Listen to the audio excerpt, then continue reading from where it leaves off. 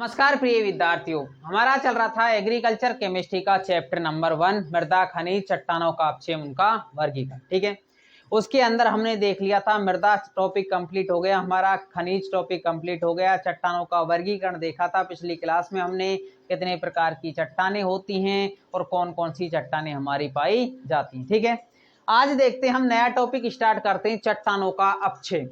क्या topic start करते हैं प्रिय विद्यार्थियों? चट्टानों का अपक्षय स्टार्ट करते हैं। चट्टानों का हम कहते आ रहे हैं कि मृदा का निर्माण होता है। मृदा का निर्माण होता है किससे होता है? हमारी चट्टानों के अपक्षय के द्वारा होता है। तो इस अपक्षय का अर्थ क्या होता है? हमारा अपक्षय का अर्थ होता है प्रिय विद्यार्थियों कि जो भी अपक्षय वह क्रिया है जिसके फलस्वरूप क्या होता है? मृदा के पैतृक पदार्थों का, पैतृक कणों का निर्माण होता हो, क्या कहलाता है? हमारा अपक्षय कहलाता है, अर्थात चट्टानों का अपक्षय कहलाता है। क्या इसका निर्माण हो रहा है? मृदा के मूल कणों का, पैतृक कणों का निर्माण होता है। पैतृक का मतलब क्या होता है कि जिस मृदा है, जैसे मान ले हमने किसी खेत की मृदा ली, तो उस मृदा में कौन कौन से गुण पाए जा रहे हैं? जैसे अम्लीय मृदा है या क्षारीय मृदा है या लवणीय मृदा है या फिर पोषक तत्वों की मात्रा अधिक पाई जा रही है।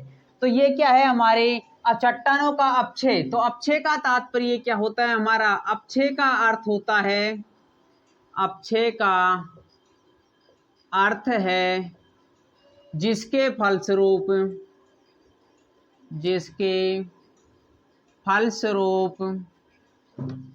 मृदा के पैतृक पदार्थों, पैतृक कणों का निर्माण होता है। पैतृक कणों का निर्माण होता है, निर्माण होता है। तो अपक्षय का अर्थ क्या हो गया? हमारा अपक्षय का अर्थ होता है, अर्थात अपक्षय कैसी क्रिया है? हमारी एक ऐसी क्रिया है जिसके फलस्वरूप हमारे किसका निर्माण होता है? जो हमारी मृदा है उसके पैतृक कणों का निर्माण होता है। तो अपक्षय वह क्रिया, ऐसे लिख सकते हैं हम, अपक्षय का अर्थ लिख सकते हैं, अपक्षय वह क्रिया है जिसके फलस्वरूप मृदा के पैतृक कणों का निर्माण होता है। क्या कहलाता है? हमारे चट्टानों का अपक्षय कहलाता है। अपक्षय का वह क्रिया है, अपक्षय जिसके फलस्वरूप हमारा क्या होता है। अब देखेंगे हम किस किस तरह से हमारी ये अपक्षय है। इनका अपक्षय निम्न प्रकार से होता है। हमारा किस प्रकार से होता है? इनका अपक्षय निम्न प्रकार से होता है, निम्न प्रकार से होता है। देखो कैसे होता है। जो हमारी चट्टानें होती हैं उनके अपक्षय मेनली दो प्रकार का होता है प्रिय विद्यार्थियों। कौन कौन सा? एक होता है हमारा भौतिक या यांत्रिक अपक्षय और दूसरा होता है हमारा रासायनिक अपक्षय, और तीसरा पढ़ेंगे इसी में हम जैविक अपक्षय। तो इनके बारे में देखो, बेसिक देखो हम क्या बोल रहे हैं, भौतिक अपक्षय, दूसरा रासायनिक अपक्षय और तीसरा बोल रहे हैं प्रिय विद्यार्थियों हम जैविक अपक्षय। देखो समझना क्या क्या है इसका। भौतिक अपक्षय का मतलब हमारी जो भी परिवर्तन होते हैं, जैसे ताप के कारण परिवर्तन हो गया हमारा, ताप के कारण क्या होगा, जो चट्टानें होंगी उन चट्टानों में क्या होगा, हमारा अपक्षय होगा कि तापक्रम घटता है या बढ़ता है, जिसके फलस्वरूप क्या होती है चट्टानें। चट्टानों में क्या गुण होता है? फिसलने का गुण होता है, प्रसारित होने का गुण होता है, जिसके कारण जो कमजोर चट्टानें होती हैं वो क्या हो जाती हैं? विखंडित हो जाती है। इसी के अंदर पढ़ेंगे हम जल के द्वारा। जल के द्वारा क्या होता है? हमारी जो उच्च वेग से जो वर्षा जल प्रवाहित होता है, जिसके कारण कुछ मूल कण होते हैं चट्टानों के कण, वो क्या जाते हैं? उसके साथ बहकर जाते हैं, जिनके कारण उनमें क्या हो जाता है? रगड़ खाने के कारण अपक्षय हो जाता है।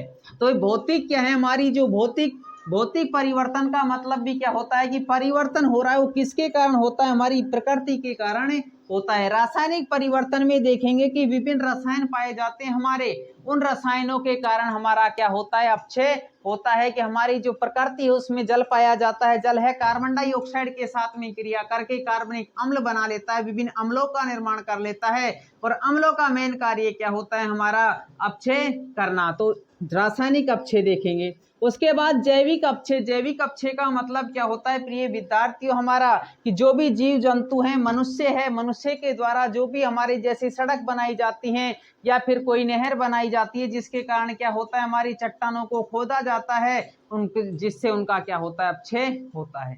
तो ये तीन प्रकार के हम क्या पढ़ेंगे? चट्टानों के अपक्षय पढ़ेंगे। तो पहला हेडिंग लगाते हैं हमारा भौतिक अपक्षय। कौन सा है प्रिय विद्यार्थियों? भौतिक या इसे बोलते हैं हम यांत्रिक अपक्षय। तो पहला आता है हमारा भौतिक या यांत्रिक अपक्षय। यांत्रिक अपक्षय इसका मतलब क्या है प्रिय विद्यार्थियों? हमारा भौतिक और यांत्रिक अपक्षय का मतलब होता है कि विभिन्न भौतिक शक्तियों द्वारा ठोस और जो हमारे स्थूल कण होते हैं उनमें क्या हो जाते हैं, छोटे छोटे टुकड़ों में विभक्त होने की क्रिया हमारी होती है। इसे ही क्या कहते हैं? हमारा भौतिक अपक्षय कहते हैं। कि जो भी हमारी चट्टानें हैं, जो भी हमारे विभिन्न भौतिक शक्तियां, उनके द्वारा जो ठोस कण होते हैं, ठोस चट्टानें होती हैं, वो टूट करके छोटे छोटे टुकड़ों में बदलने की क्रिया ही हमारी क्या कहलाती है? भौतिक अपक्षय कहलाती है। तो क्या लिखेंगे कि विभिन्न भौतिक प्रक्रमों द्वारा, विभिन्न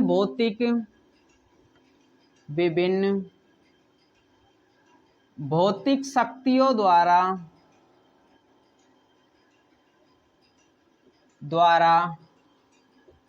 ठोस पदार्थों का छोटे छोटे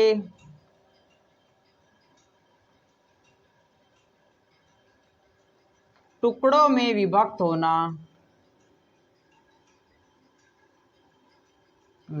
होना भौतिक अपक्षय या यांत्रिक अपक्षय कहलाता है। ठीक है, विभक्त होने की क्रिया क्या कहलाती है? भौतिक अपक्षय कहलाती है। भौतिक अपक्षय कहलाती है। तो भौतिक अपक्षय का मेन मतलब क्या है? किसके कारण होता है? ये हमारी भौतिक शक्तियों द्वारा होता है कि जो ठोस पदार्थ होते हैं, हमारे स्थूल कण होते हैं, उनमें क्या हो जाता है? वो छोटे छोटे टुकड़े में विभक्त होने की क्रिया हमारी क्या कहलाती है? भौतिक अपक्षय कहलाती है। और यह हमारी जो अपक्षय है या भौतिक अपक्षय है, ये निम्न कारकों पर निर्भर करता है। अपक्षय, यह अपक्षय निम्न भौतिक कारकों पर, जो हमारे भौतिक कारक होते हैं, हम ये क्या करें? भौतिक शक्तियां, तो ये निम्न भौतिक शक्तियां होती हैं, निम्न भौतिक कारकों पर निर्भर करते हैं। भौतिक कारकों पर निर्भर करते हैं, निर्भर करते हैं। तो देखो प्रिय विद्यार्थियों, इसमें पहला आता है हमारा ताप। कौन सा आता है? फर्स्ट पॉइंट हमारा ताप। ताप से कैसे होता है हमारा अपक्षय? कि ताप के कारण क्या होता है? ताप घटता और बढ़ता है, जिसके कारण चट्टानें क्या होती हैं? हमारी विखंडित हो जाती हैं, संकुचित होती हैं, फिसलने लगती हैं, जिसके कारण क्या हो जाता है? हमारी जो कमजोर चट्टानें होती हैं, वो कमजोर जो चट्टानें वो कमजोर होकर विखंडित हो जाती हैं और हमारे क्या हो जाते हैं? छोटे छोटे टुकड़ों में विभक्त हो जाती हैं। जो ही हमारा पहला कारक है क्या? ताप। क्या होता है? तापक्रम के बढ़ने व घटने से, किसके? तापक्रम के बढ़ने व घटने से चट्टानें प्रसारित व संकुचित होती हैं। क्या होती हैं? प्रसारित व संकुचित होती हैं। संकुचित होने के कारण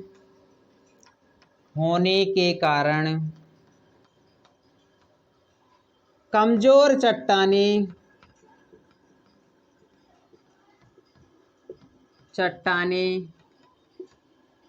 विखंडित होकर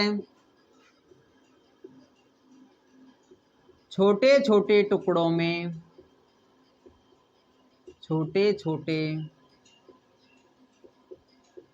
टुकड़ों में विभक्त हो जाती हैं। क्या हो जाती हैं प्रिय विद्यार्थियों? टूट जाती हैं, विभक्त हो जाती हैं। तो पहला कारक था हमारा कौन सा? ताप। ताप के बढ़ने व घटने से जो हमारी चट्टानें होती हैं वो प्रसारित व संकुचित होने के कारण वो चट्टानें हैं, कमजोर चट्टानें, वे विखंडित होकर छोटे छोटे टुकड़ों में विभक्त हो जाती हैं। ठीक है, अब देखो सेकंड आता है इसी में हमारा, पहला था ताप, दूसरा आता है जल। अब जल में भी कौन सा जल है प्रिय विद्यार्थियों, हमारा वर्षा जल है। वर्षा जल में तेज वेग के कारण जो हमारी चट्टानों के टुकड़े हैं वो क्या हो जाते हैं, उच्च वेग के कारण वे एक स्थान से दूसरे स्थान पर बह कर जाते हैं, जिसके कारण क्या होता है, हमारा वो टुकड़े आपस में टकराव करने के कारण क्या हो जाता है, छोटे छोटे भागों में विभक्त हो जाते हैं। तो मेन बात क्या है हमारा कि वर्षा जल के उच्च वेग के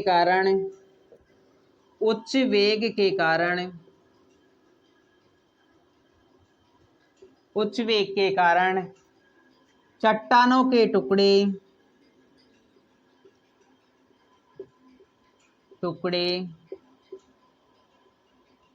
बहने के कारण आपस में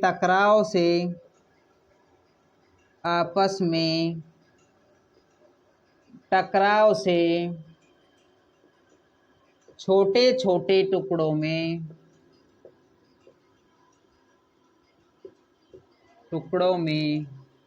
विभक्त हो जाते हैं। तो ये था हमारा दूसरा कारक, पहला था ताप, दूसरा आता है हमारा जल। जल के कारण भी क्या होता है, जो टुकड़े होते हैं हमारे वो बह करके क्या हो जाते हैं, उच्च वेग के कारण एक दूसरे से क्या करते हैं, टक्कर करते हैं, जिसके कारण क्या हो जाता है, हमारा जो वो टुकड़े हैं वो छोटे छोटे भागों में विभक्त हो जाते हैं। तीसरा कारक देखो प्रिय विद्यार्थियों, तीसरा भौतिक कारक आता है हमारा बर्फ। अब देखो आपने देखा होगा, 11th में भी देखा होगा, 10th में भी देखा होगा, या उससे पहले भी देखा होगा कि जब हम बर्फ जमाते हैं, या दैनिक जीवन में भी आपने देखा होगा कि जब हम फ्रिज में एक बर्तन में पानी रखते हैं, हम सुबह जब देखते हैं तो वो क्या होता है, हमारा जितना स्तर था उससे कुछ ऊपर उठा हुआ दिखाई देता है, हमको ऊपर उठ जाता है। क्यों उठ जाता है, क्योंकि जब हम पानी को ठंडा करते हैं या बर्फ जमाते हैं तो बर्फ का आयतन हमारा पानी की तुलना में अधिक हो जाता है, अर्थात लगभग 9 गुना बढ़ जाता है, हमारा 9% क्या हो जाता है, वो बढ़ जाता है। और 9% बढ़ने के कारण, उसका आयतन बढ़ने के कारण जो हमारा चट्टानें हैं वो क्या हो जाती हैं, टूट जाती हैं, तो इनका अपक्षय हो जाता है। अर्थात हम कहें यहाँ पर कि चट्टानों की दरारों में जो हमारी चट्टानें होती हैं, उन चट्टानों की दरारों में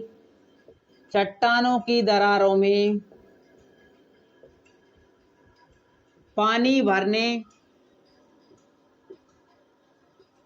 भरने से वे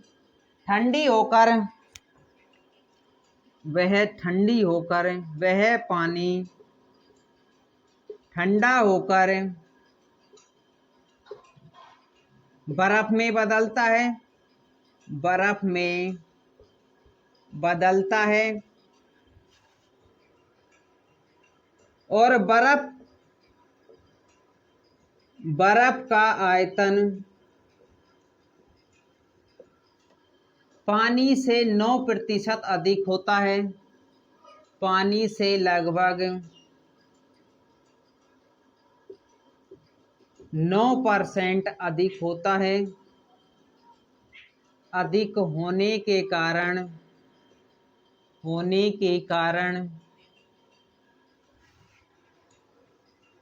चट्टानों के टुकड़े हो जाते हैं।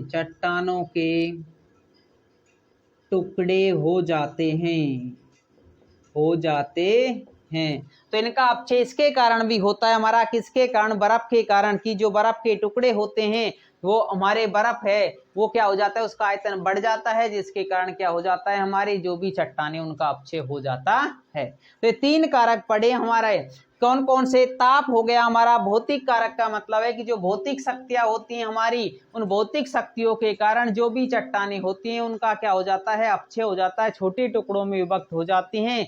इसे हम क्या कहते हैं, विभिन्न कारकों पर ये हमारी जो भौतिक घटनाएं होती हैं, भौतिक अपक्षय होता है, वो निम्न कारकों पर हमारा निर्भर करता है। ताप हो गया, जल हो गया हमारा, और उसके पश्चात में बर्फ हो गया। नेक्स्ट देखते हैं, हमारा नेक्स्ट आता है हिमजल। कौन सा, हिमजल।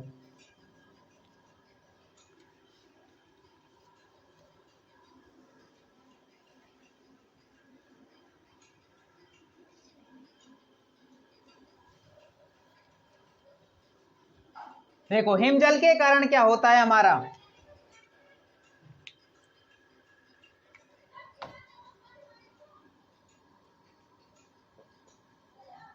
हिमजल।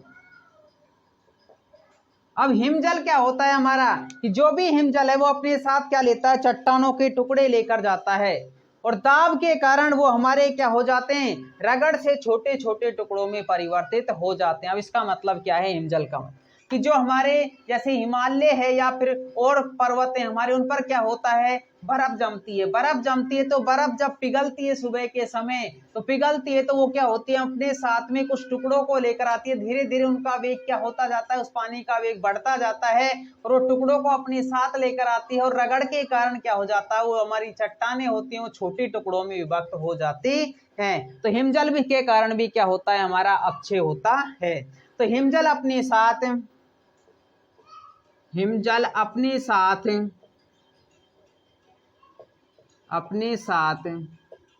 चट्टानों के टुकड़ों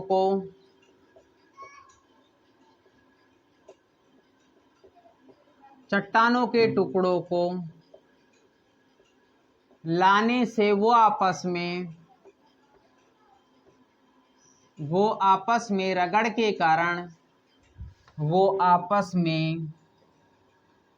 रगड़ के कारण छोटे छोटे टुकड़ों में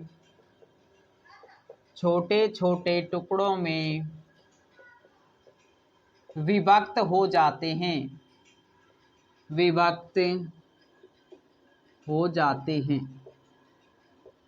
ठीक है, तो चट्टानों जो हमारा हिमजल है उसके कारण भी क्या होता है, हमारा वो क्या होता है, चट्टानों का अपक्षय होता है। अब इसके बाद आएगा हमारी वायु।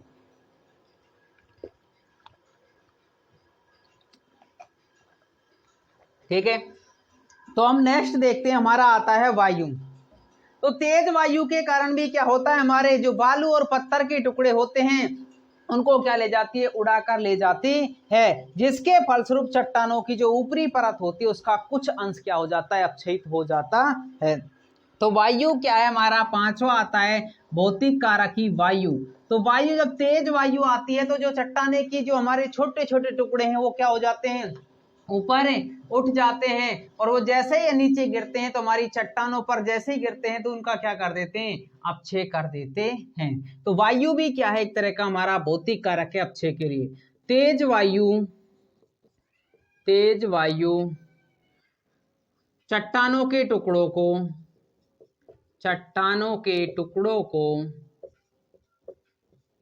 को अपने साथ उड़ाकर ले जाती है, जिसके कारण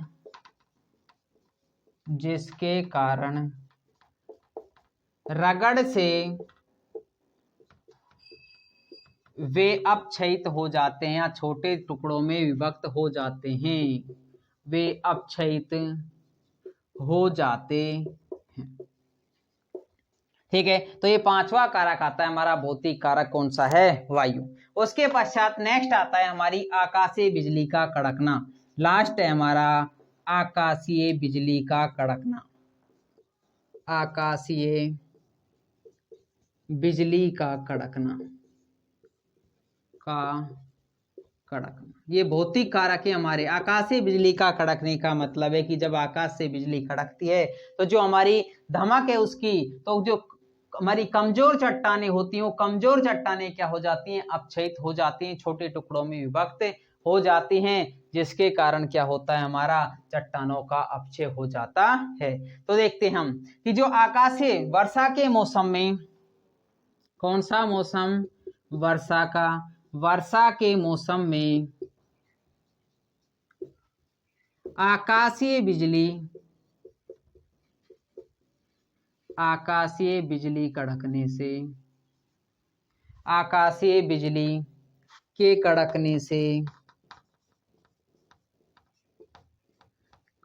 से चट्टानों में दरारें पड़ जाती हैं,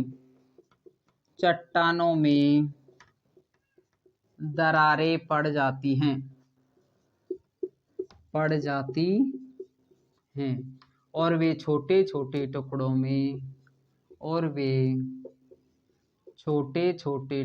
में टुकड़ों में विभक्त हो जाती हैं, विभक्त हो जाती हैं। तो ये था हमारा कौन सा भौतिक कारक, भौतिक अपक्षय, जिसके हमने क्या पढ़े, 6 कारक पढ़े कि जो भौतिक शक्तियां होती हैं उनमें ताप और दाब के कारण हमारा क्या हो जाता है, चट्टानें हैं वो छोटे छोटे टुकड़ों में विभक्त हो जाती हैं।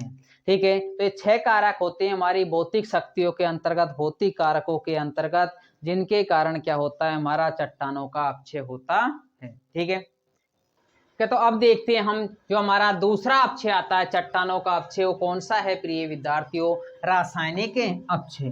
तो रासायनिक अपक्षय के अंतर्गत देखेंगे, रासायनिक मेन बात ये, रासायनिक अपक्षय किसे कहते हैं। हमने आपको बताया कि जो रासायनिक जो चट्टानें होती हैं उनके रासायनिक संगठन में जब परिवर्तन हो जाता है, जिसके कारण अपक्षय को ही हम क्या कहते हैं, रासायनिक अपक्षय कहते हैं। तो नेक्स्ट है हमारा दूसरा, वो है रासायनिक अपक्षय, रासायनिक अपक्षय। रासायनिक अपक्षय किसे कहेंगे कि जो हमारी चट्टानें होती हैं और खनिज पदार्थ होते हैं उनके रासायनिक संगठन में परिवर्तन के कारण नए पदार्थों का निर्माण हो जाता है, इसे ही हम क्या कहते हैं, रासायनिक अपक्षय कहते हैं। ठीक है, देखें कैसे, चट्टानों व खनिजों के, चट्टानों एवं खनिजों के रासायनिक संगठन में, रासायनिक संगठन में या हम कहें रासायनिक अभिक्रिया द्वारा या रासायनिक संगठन में परिवर्तन के कारण, परिवर्तन के फलस्वरूप नए पदार्थों का निर्माण होना, नए पदार्थों का निर्माण होना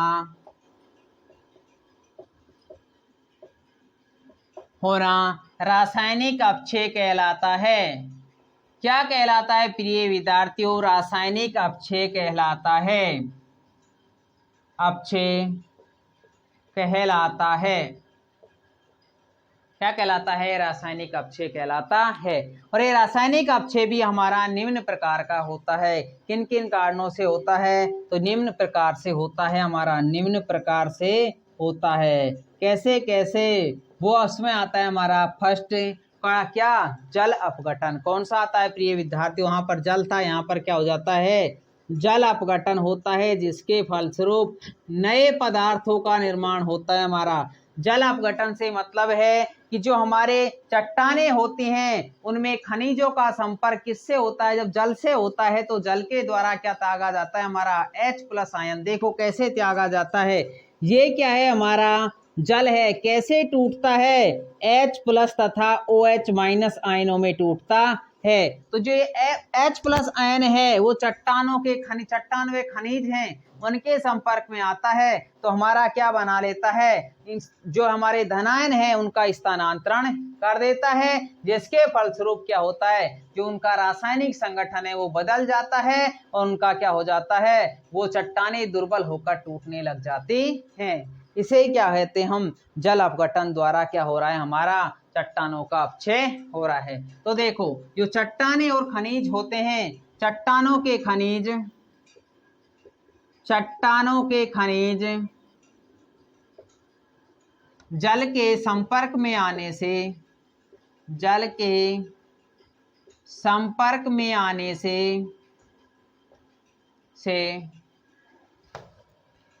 जल द्वारा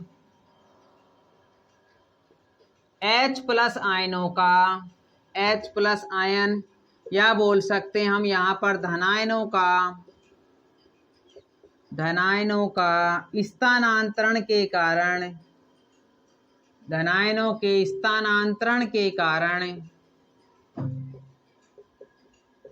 कारण उनके रासायनिक संगठन में, उनके रासायनिक संगठन में परिवर्तन हो जाता है। परिवर्तन के कारण चट्टानें दुर्बल होकर, चट्टानें दुर्बल होकर टूटने लगती हैं, टूटने लगती हैं। तो क्या हो रहा है हमारा, देखो जैसे हम खनिज देखते हैं, खनिज है हमारा ऑर्थोक्लेज KALSI3O8, क्या है हमारा ऑर्थोक्लेज।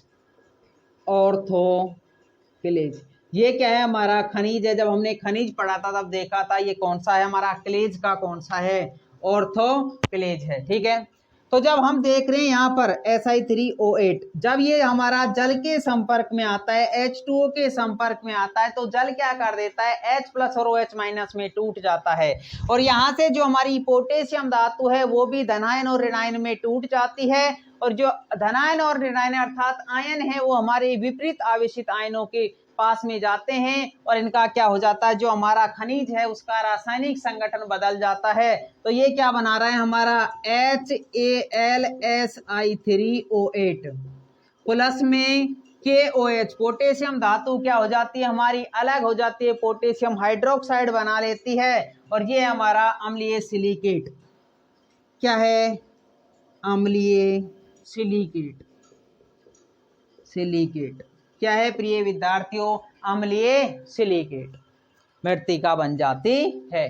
तो ये हमारा जल अपघटन के कारण होता है। और इसी प्रकार से यही हमारा ऑर्थोक्लेज है, ये ऑर्थोक्लेज, ऑर्थोक्लेज। और ये हमारा अम्लीय जो हमारा सिलिकेट है, अम्लीय सिलिकेट मृत्तिका है हमारी, वो अगेन 2HALSI3O8 यहाँ से तो क्या हुआ था, K प्लस और ये माइनस में बना था, तुरंत इसने आयनों का स्थानांतरण हुआ, धन आयनों का स्थानांतरण हुआ, जिसके कारण क्या हो गया हमारा अम्लीय सिलिकेट मृत्तिका का निर्माण हो गया। यहाँ पर अम्लीय सिलिकेट मृत्तिका का निर्माण हो गया। और ये अगेन हमारा जब जल के संपर्क में आता है, यहाँ से 8H2O जल के संपर्क में आता है तो क्या बना लेता है, एसको का निर्माण कर लेता है। एक बॉक्साइट एक्स बनता है हमारा Al2O3.3H2O, क्या है, बॉक्साइट। किसका निर्माण होता है, बॉक्साइट एक एस के उसका निर्माण होता है। और यहाँ से 6H2SiO3